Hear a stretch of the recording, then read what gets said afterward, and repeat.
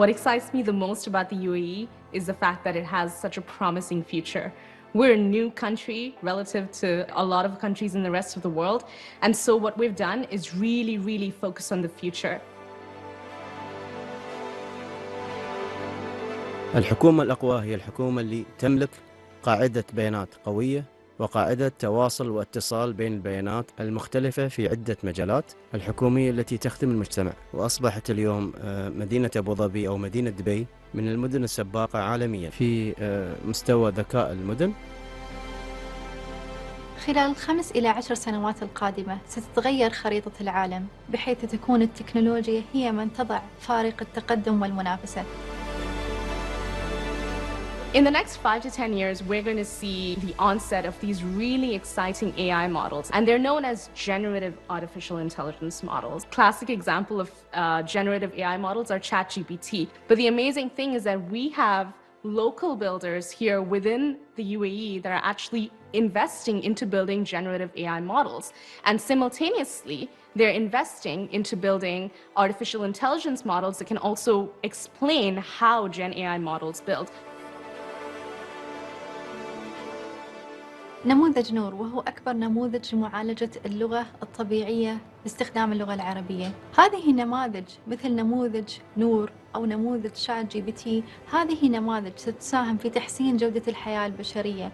ممكن استخدامها في عملية التعليم، تحسين جودة التعليم في المدارس، ممكن أيضا استخدامها لتحسين وتحليل بيانات معينة سواء كان في القطاع الخدمات اللوجستية، في قطاع الخدمات المالية، في تحليل علم البيانات والطاقة أو علم البروتينات وغيرها.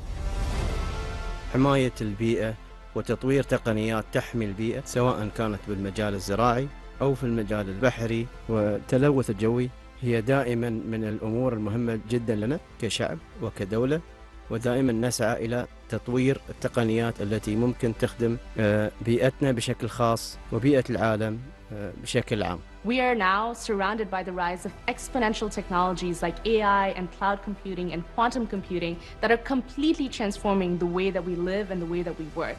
The most exciting aspect of all of this is how it will take us into the next evolution of humanity. This will drive us into Life 3.0 or Humanity 3.0, and that is the most exciting part of living in this technological era.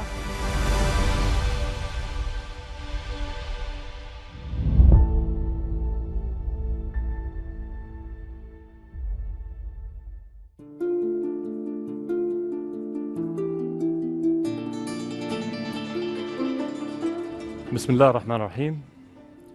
سمو الشيخ سيف بن زايد آل نهيان، نائب رئيس مجلس الوزراء، وزير الداخلية، سمو الشيوخ، أصحاب المعالي والسعادة، السيدات والسادة، السلام عليكم ورحمة الله وبركاته.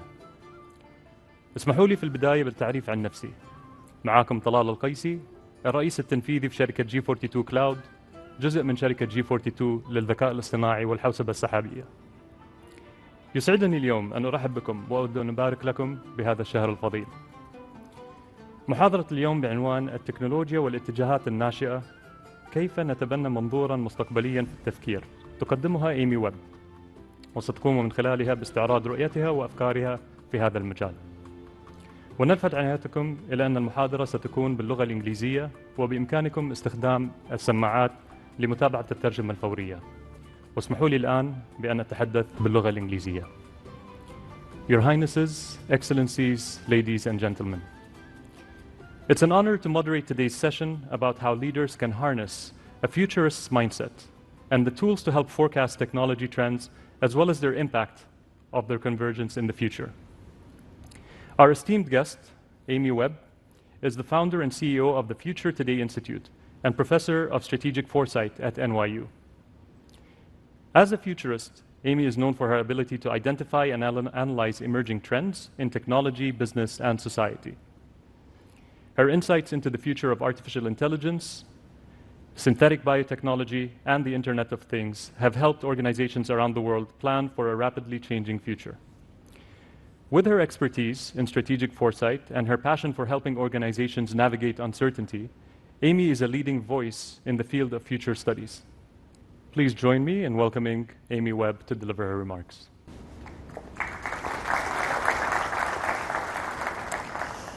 Good afternoon.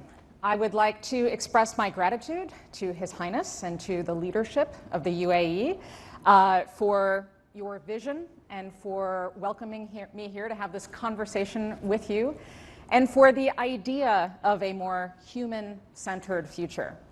I would also like to express my appreciation for Ramadan, a tradition which I do not personally celebrate, but which deeply resonates with me. It really is a beautiful opportunity for reflection and a wonderful time to contemplate the futures. The theme of this year is people-centered. So I have a question for you to start thinking through. When you think about the future of this incredible place, who are the people inhabiting the Emirates in the future? And when you think about the future, where are you? What version of you is living in that future? What is that world? The thing that we are doing here together is an essential forum for the community to discuss ideas and to raise important issues, placing your communities at the center of that discussion and conversation. So this afternoon, I really would like to get you into the mindset as we start thinking like futurists, of yourselves in the center, this community in the center, all of you in the sort of center of this talk. Today we're going to contemplate the futures of the Emirates, and I say futures, plural, because there is no one predetermined or predestined future.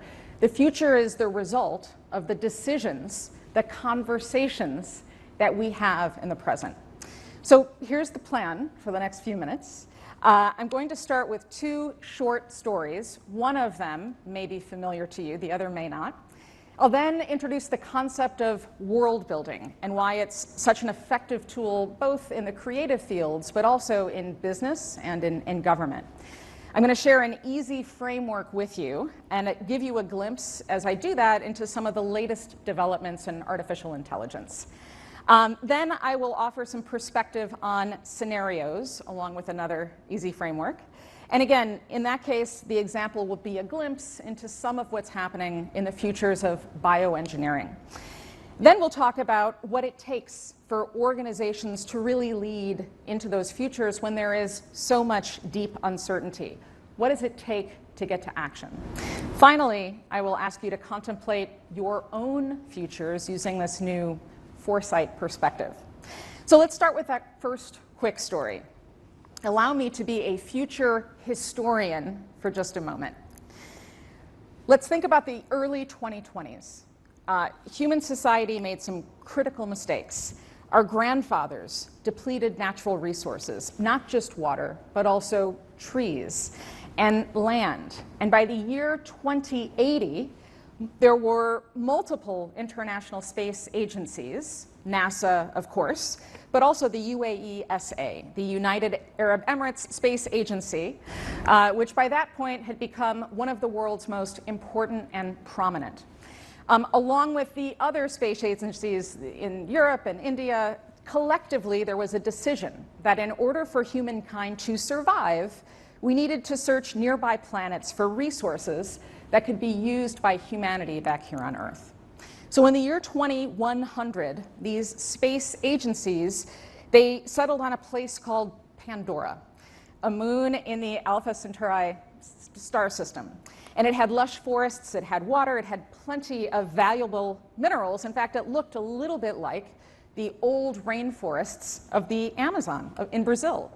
And while Pandora's atmosphere was totally inhospitable to humans, it was perfect for the Na'vi.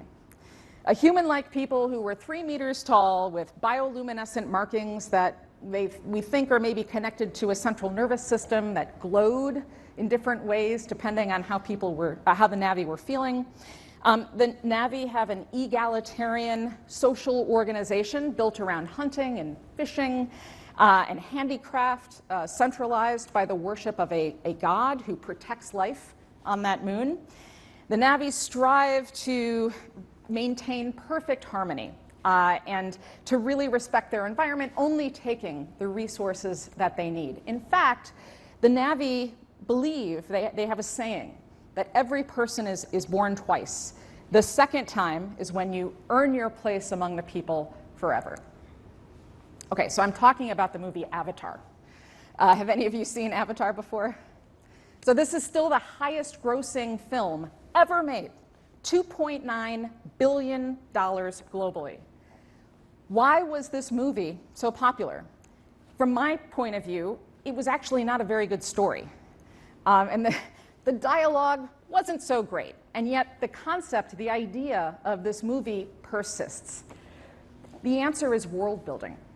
And this future that James Cameron created, it's visceral. It's described verbally. It's described visually, in copious detail, in simple ways that any person in any culture anywhere on Earth can relate to.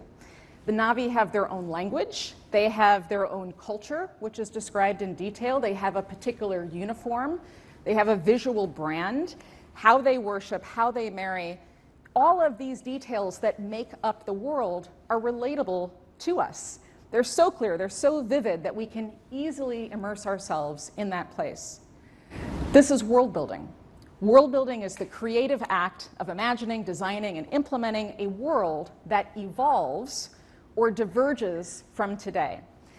World building is foundational to storytelling, but it's also a vital part of strategic foresight and long-term planning in government and in business. So I'd like to tell you another quick story of world building. This time, though, I'm going to start in the past, the distant past, in the 1980s.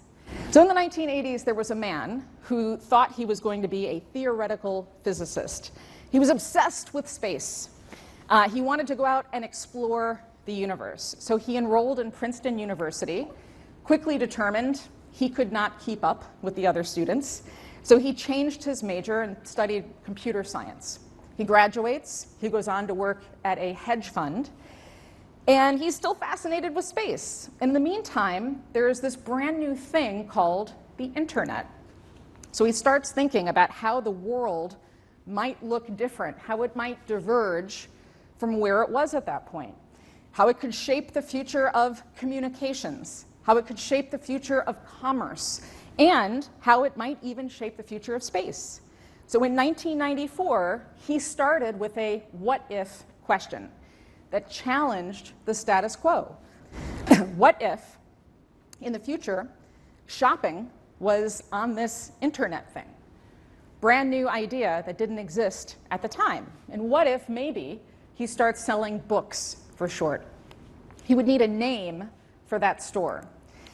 Initially, that name was Cadabra, as in abracadabra, because the store, in his mind, in his world that he was building, it would work like magic. And it would make the experience completely frictionless for consumers. The problem is that cadabra sounded a lot like cadaver, which made people think of death. So instead, he decided, thinking about the farther future, he probably needs a different name. So he settles on Amazon. Because he wasn't just planning on building a bookstore. This wasn't just about a business idea. He was trying to create a system of systems, an interconnected approach of many different concepts and ideas. And this world that he was building needed something bigger. The Amazon River proved to be a pretty good strategy. That river consists of 20% of the world's fresh water. It's a third of all of the known plant and animal insect species, and is literally necessary to support human life on this planet, regardless of where in the world you live. Also, A comes first in the alphabet. So that was, he thought, a good thing, good strategic advantage going forward. So this is the beginning of Amazon.com, a company that was never just a business. It was never going to just be an online bookstore, because Jeff Bezos did his own version of strategic world building in advance. You could see it. You could actually, I'm going to show it because the font is very small. Inside of this screenshot from the launch of this website, he's talking about artificial intelligence. Some of what you just heard on that video from the other speakers, he described in 1995. In fact, they built a prototypical tool to make some of that happen. To do effective world building, it's not enough to brainstorm. You have to have some type of rubric. So this is the first framework, and it's very simple to remember. We call it STREEP plus C. If you're a Meryl Streep fan, this becomes top of mind going forward. So STREEP basically just stands for social factors. These are local, national, federal, international. Technologies, which also include science. Regulatory factors, environmental factors, economic factors, ethics, so deeply held values and beliefs, and of course politics. And the last one is culture, C. And the issue is that while culture comes up in some circumstances, when we're talking about the future of business or the future of government, art, philosophy, music, fashion, customs, sometimes these get forgotten, which is a mistake. Now you'll notice all of these are equal as far as I'm concerned, and they all interconnect, because at this point they are very interdependent. So this framework is what establishes the world of the future, whether that story is creative for film and television, like Avatar, or it's strategic, and that world is business, like Amazon. So let's go back to Amazon for just a moment. The corporate world of Amazon is very unique, and the world building that happened encompasses this. So for example, in lieu of a PowerPoint deck, which unfortunately is most of the corporate world, instead, Amazon employees have to write a short memo in a very specific format before executive meetings. Why? Because the belief by the leaders is that a really charismatic person can sell an idea sometimes when that idea is not very good. So if instead everybody reads together at first, they're more likely to make better decisions. This is part of a world, part of the atmosphere that got created in order to make this company successful. The Amazon campus in Seattle is built a little bit like a biodome. So these things are called the spheres. I've actually been there a couple of times before, and it's a really interesting place. This is downtown Seattle. This is offices. These geodesic domes have 40,000 species of plants on the inside. It's got perfect humidity, which for somebody like me and the hair that I have is nice. It's a contained ecosystem. This is the world where people work, and they have their meetings. There are restaurants, there's a conference center, there's ample connectivity, and some might say that the spheres are practice for space, which is another part of this world. The world of Amazon is obsessively focused on the consumer, on people, and of course the company works relentlessly on automation and efficiencies. So Amazon is one of the world's most valuable and influential companies today, not because it started off as a tiny business, but because of this effective world building that created the vision and enabled the future scenarios that ultimately led to strategic planning and smart decisions by leaders. Now, how does this relate to all of you? It turns out you already know some of the smartest visionaries and the best strategic planners that have ever lived anywhere on Earth, because they are your founding fathers.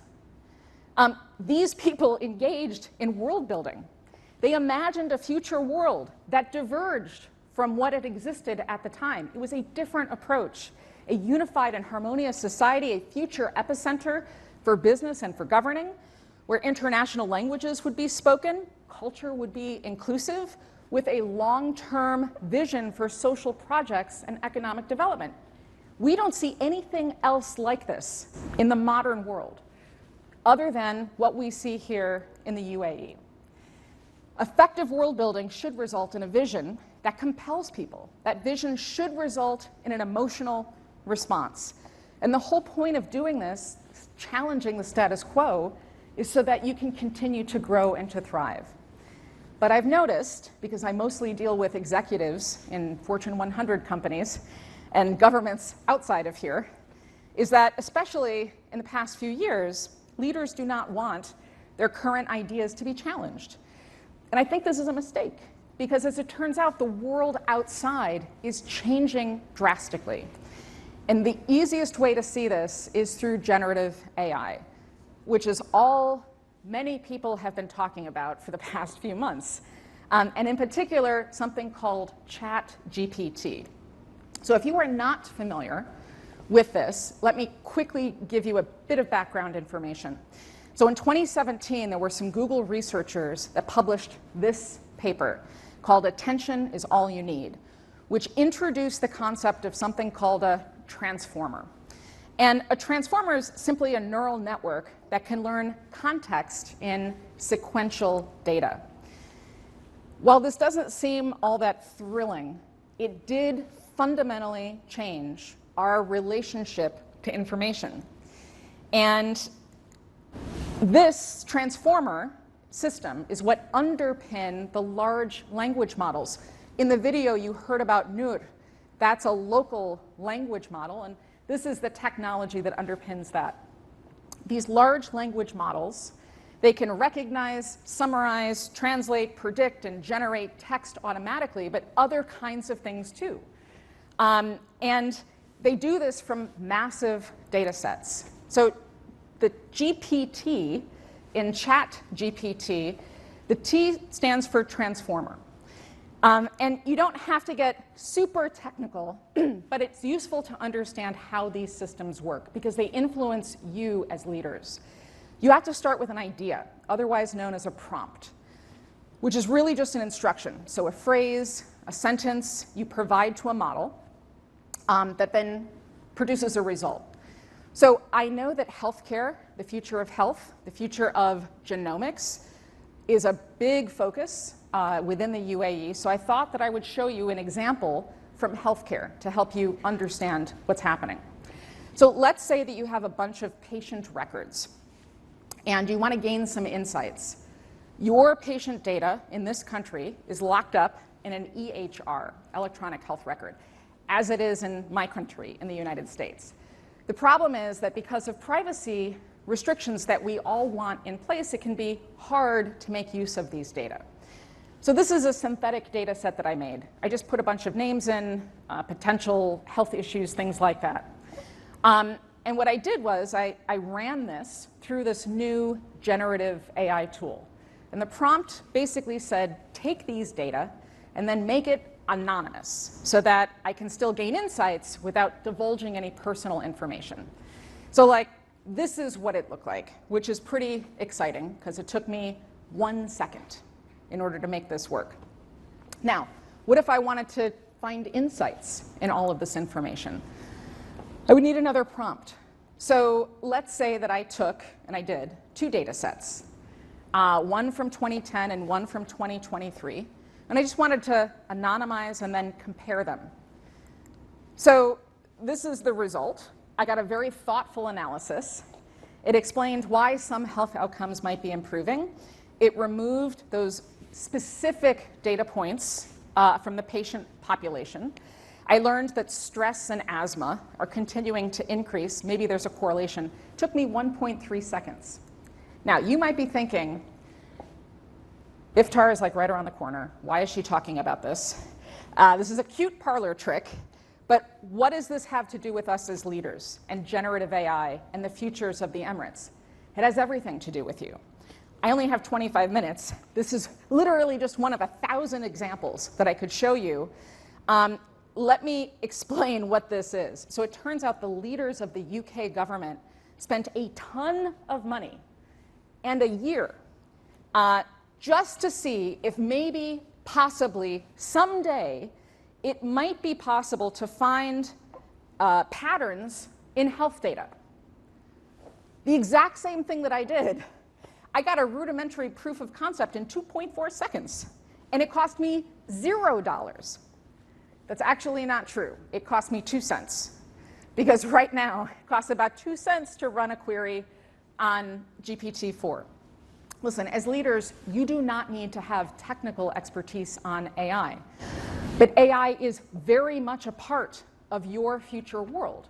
So being able to have a conversation about it is only going to help you going forward, because there are all types of models now that can do all different types of things.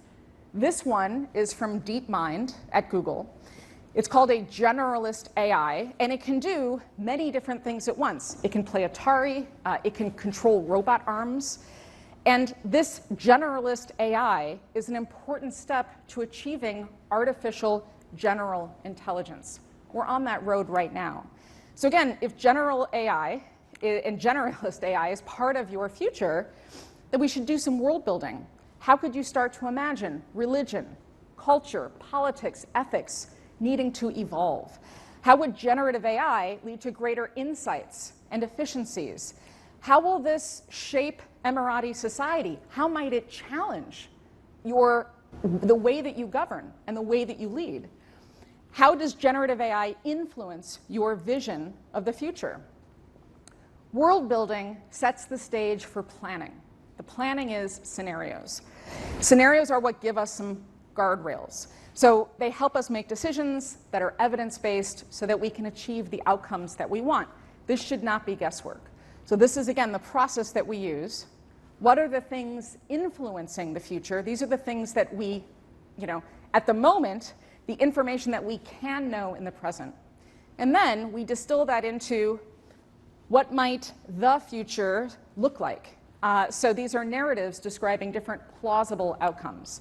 And then finally, what is your future? In other words, where does the UAE play and how do you win? So signals and trends, macro scenarios, and the strategic scenarios that should drive your decision making. So a lot of organizations do this. As a country, this is something you do. But I do want to illustrate a big mistake I've been seeing among leaders when they try to make decisions in this way. And it's what I call the pillars of stuff approach. I was working with the CEO of a global telecommunications company recently, and he had read this book that he really liked that said there were 4 pillars of disruption coming, which were very vague and honestly could have applied to literally any industry. But he applied these 4 pillars to that company's growth strategy. Now the problem is it forced everybody in the company to use these 4 things. It ignored what was happening on the outside. It didn't allow them to fully explore uncertainty. Scenarios are useful when they allow you to explore uncertainty, to explore white spaces, the stuff that you cannot yet know. And in a lot of cases, these will be things that feel disconnected to government, to business, but which in fact will shape the world to come. So let's consider the futures of a different area of technology, another place in which you are heavily invested, and that's bioengineering and human enhancement. A lot of organizations that are outside of health or healthcare aren't really tracking this right now. If you're not familiar, bioengineering seeks to redesign or even invent biological code to have useful or improved purposes.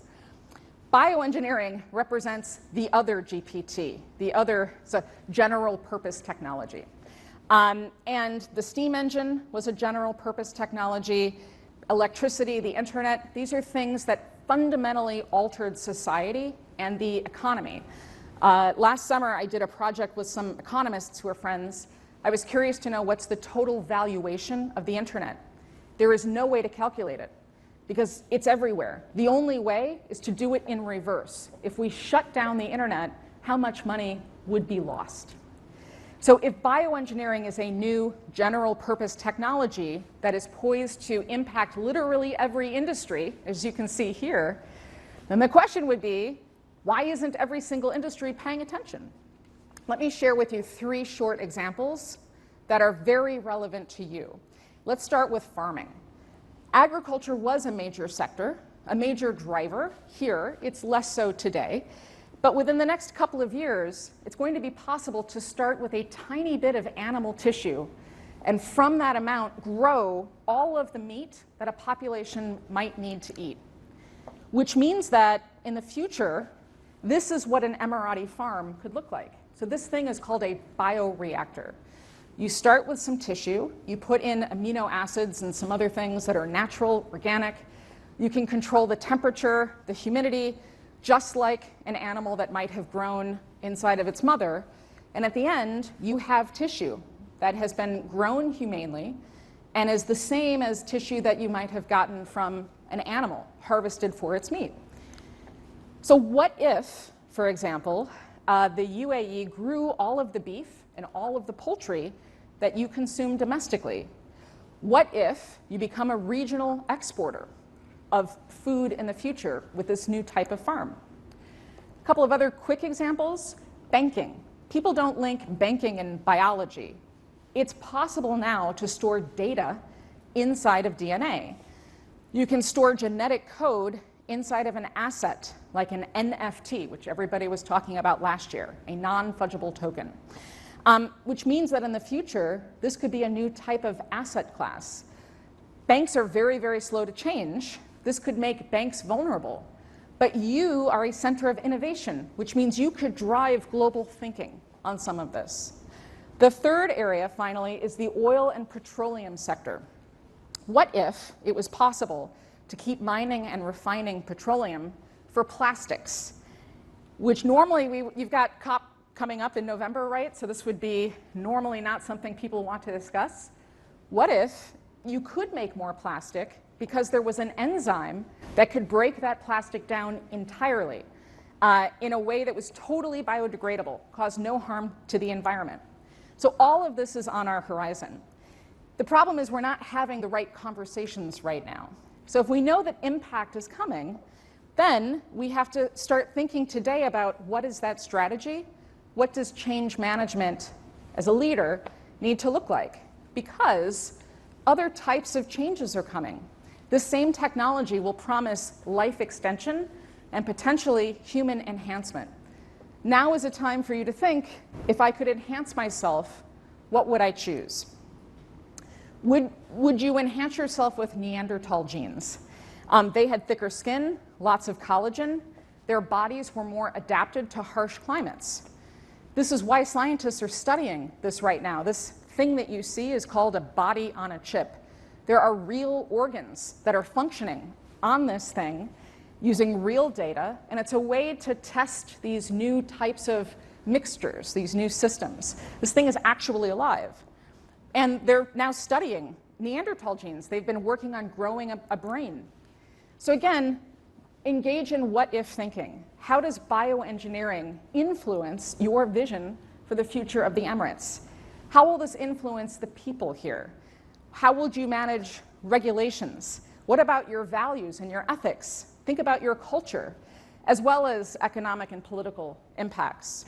Again, where might the UAE play and win? Because of all the places in the world that I can think of, this is a really interesting neutral location for some of this research to be done.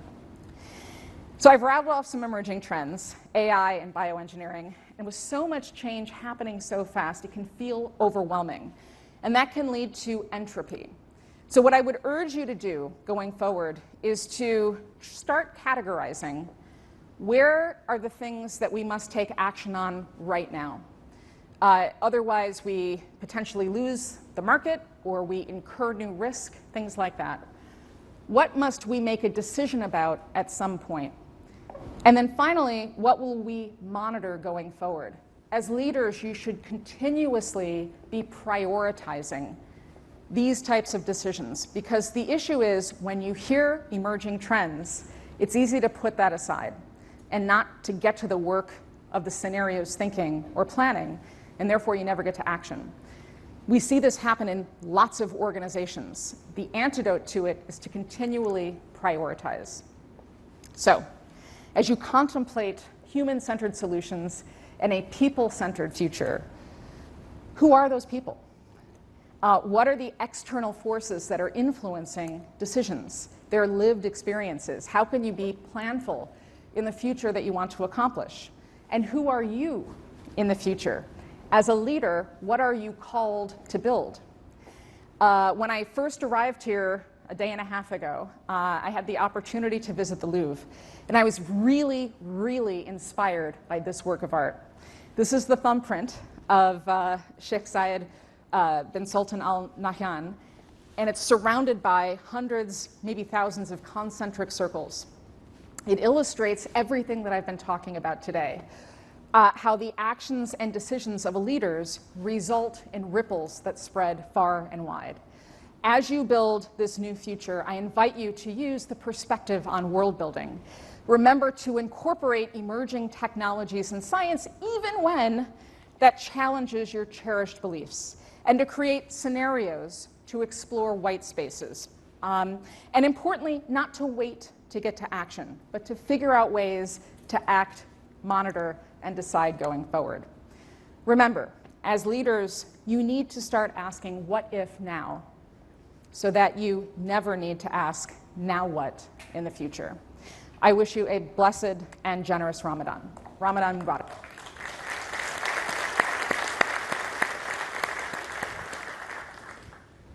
Amy, thank you very much for that incredibly insightful overview. I can't believe how far in the future we were able to peak with what you described over here. So it's incredible to see the power of such foresight.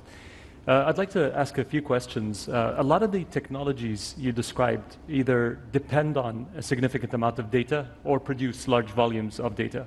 In the business I run today at G42 Cloud, we have a sovereign cloud, and it's predicated on trying to keep data within a country's borders and ensure that we prevent leakage.